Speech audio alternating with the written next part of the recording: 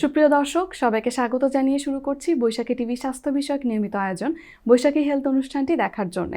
সাথে রয়েছি আমি ডক্টর শাবনা জাফরিন। দর্শক, আজকে আমরা কথা বলবো ডায়াবেটিস জনিত কারণে অন্ধত্ব এবং তার প্রতিকার, খুবই গুরুত্বপূর্ণ একটি বিষয়। এই বিষয়টিতে আলোচনা করার জন্য আজকে আমাদের মাঝে উপস্থিত আছেন একজন বিশেষজ্ঞ চিকিৎসক। আমাদের সাথে রয়েছেন ডাক্তার মোহাম্মদ হাফিজুর রহমান, সহযোগী অধ্যাপক, জাতীয় চক্ষু বিজ্ঞান ইনস্টিটিউট ও হাসপাতাল, ঢাকা। রেটিনা এবং ফ্যাকো সার্জন হিসেবে স্যার কর্মরত আছেন ভিশন আই হসপিটাল, ঢাকা। চলুন আমরা স্যারের সাথে পরিচিত হই। স্যার, আপনাকে আমন্ত্রণ জানাচ্ছি আমাদের আজকের অনুষ্ঠানে। আপনাকে ধন্যবাদ, সেই সাথে বৈশাখী টেলিভিশনের সকল দর্শক শ্রোতাদেরকে ধন্যবাদ জানাচ্ছি। স্যার, আজকে আমরা যে বিষয়টি নির্ধারণ করেছি আমাদের কথা বলার জন্য, স্যার, তা হলো ডায়াবেটিস জনিত অন্ধত্ব এবং তার প্রতিকার। স্যার, খুব গুরুত্বপূর্ণ একটি বিষয়। স্যার, শুরুতেই আপনার কাছ থেকে জেনে নিব কি কি কারণে একজন ডায়াবেটিস রোগীর এই ধরনের সমস্যা হতে পারে।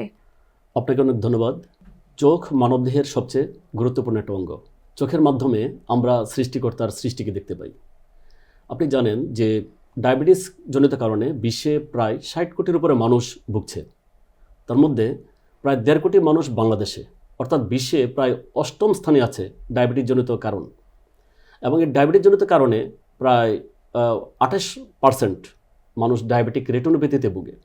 এবং ডায়াবেটিসের কারণে, এই রেটিনোপ্যাথির কারণে একজন মানুষ অন্ধত্বের শিকার হয়।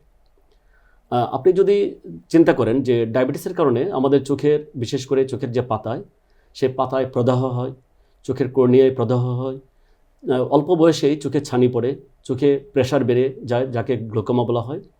এবং সবচেয়ে ভয়ঙ্কর যে জিনিসটা, সেটা হচ্ছে যে আমাদের চোখের যে রেটিনা থাকে, সেই রেটিনা রক্তের নালীগুলি ছিঁড়ে গিয়ে রক্তক্ষরণ হয়, পানি জমে এবং ভিট্রিয়াস হেমোরেজ হয়, রেটিনা শুকিয়ে যায়, রেটিনার নার্ভগুলি শুকিয়ে যায়। একজন মানুষ কিন্তু অন্ধত্বের শিকার হয় স্থায়ীভাবে। স্যার, মানে বিভিন্ন সমস্যা হতে পারেন।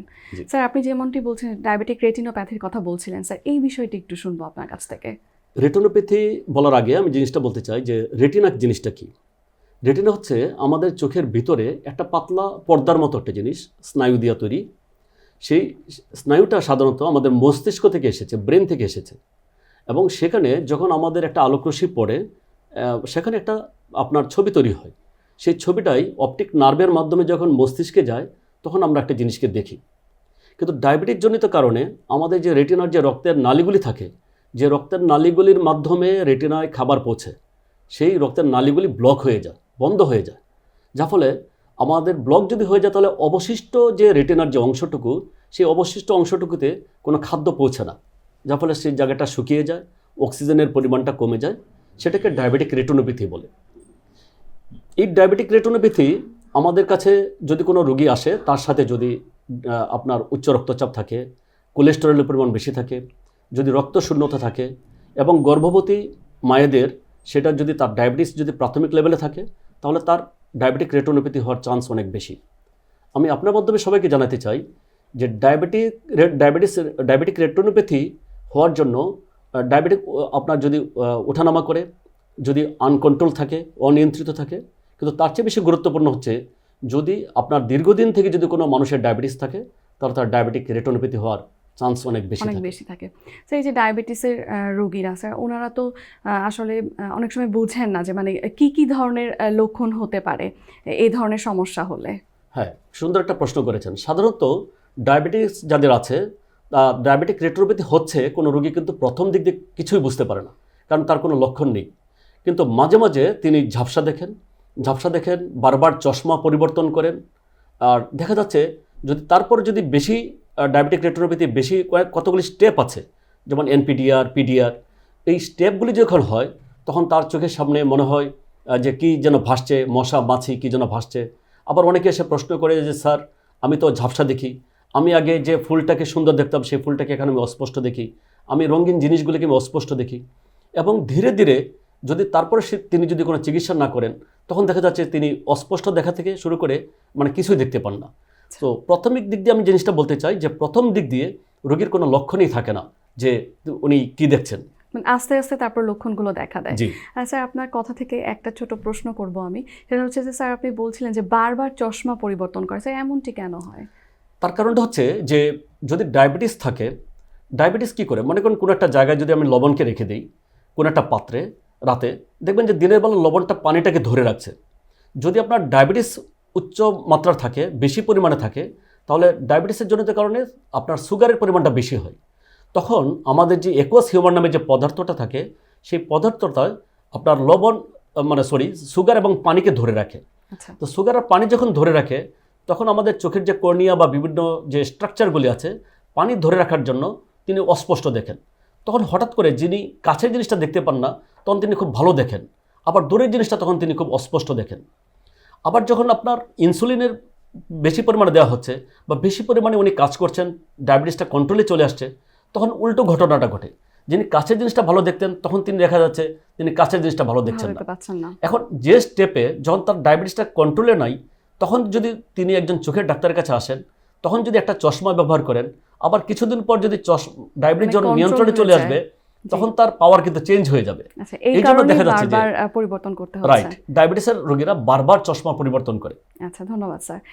স্যার, একজন রোগীর তো ডায়াবেটিক রেটিনোপ্যাথি হলো কিংবা তার এই ধরনের উপসর্গগুলো দেখা দিল, তো স্যার আপনাদের কাছে যখন আসেন তখন আপনারা কি ধরনের চিকিৎসা দিয়ে থাকেন কিংবা কিভাবে আপনারা ডায়াগনোসিস করছেন? আমরা সাধারণত সবাইকে বলি, যে সকল দর্শক শ্রোতা আপনারা শুনছেন, আমি সবাইকে উদ্দেশ্য করে বলি, যাদের ডায়াবেটিস আছে তারা বৎসরে অন্ততপক্ষে একবার, আমি আবারও বলছি, যাদের ডায়াবেটিস আছে তারা বৎসরে অন্ততপক্ষে একবার একজন চোখের রেটিনা বিশেষজ্ঞকে দিয়ে আপনার চোখটি পরীক্ষা করে নেবেন।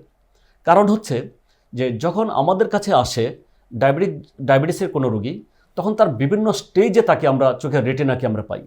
আমি আগেই বলেছি যে আমাদের চোখের রেটিনার মধ্যে একটা পাতলা পর্দা থাকে, সেই পর্দার মধ্যে যখন আপনার ছবিটা তৈরি হয়, সেই ছবিটায় যখন মস্তিষ্কে গিয়ে পৌঁছে, তখন আমরা জিনিসটাকে দেখতে পাই।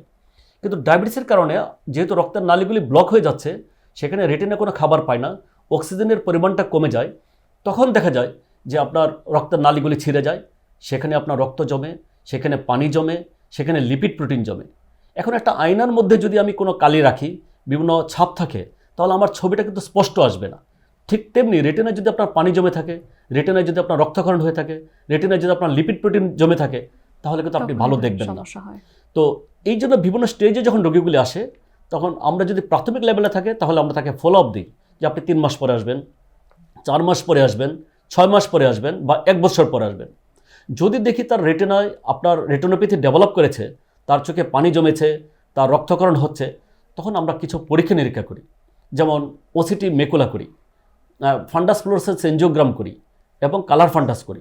কালার ফান্ডাসটা করি সাধারণত যে রোগটা তার কতটুকু বাড়ছে না কমছে ফলো আপের জন্য, অথবা তার চিকিৎসা দিচ্ছি, তার চিকিৎসাটা কতটুকু উন্নতি হলো, কতটুকু উন্নতি হয় নাই, এই জন্য সাধারণত আমরা সিদ্ধান্ত নিই। অনেক সময় যে যদি দেখি আমরা ওসিটি করে দেখি যে তার চোখের মেকুলাতে পানি জমেছে, তাহলে এই পানিটাকে শোষণ করার জন্য আমরা তখন কিছু ইনজেকশন দিই। আপনি জানেন যে একটা বন্যার পানি যদি একটা ধান গাছের উপর দীর্ঘদিন থাকে, তাহলে ধান গাছটা কিন্তু বাঁচবে না। তো আমাদের ডায়াবেটিসের কারণে যদি আমাদের মেকুলাতে পানি জমে থাকে, দীর্ঘদিন পানি জমে থাকে, তাহলে সেই পানিজনিত কারণে আপনার রেটিনার কোষগুলো আরও নষ্ট হতে থাকে, যার ফলে আপনার চোখের রেটিনার পার্মানেন্টলি কিন্তু তার ক্ষতি সাধন হয়। এই জন্য যদি পানি থাকে, তাহলে পানিটাকে আমাদের দূর করা আমাদের প্রথম টার্গেট হয়। আমরা কিছু ইনজেকশন দিই, যেমন অ্যাভাস্টিন ইনজেকশন, লুসেন্টিস, আইলিয়া, ভিসিক, বিভিন্ন ধরনের ইনজেকশন এখন বাংলাদেশে পাওয়া যাচ্ছে। আমরা সেই ইনজেকশন দিয়ে সাধারণত পানির পরিমাণটাকে আমরা কমাই।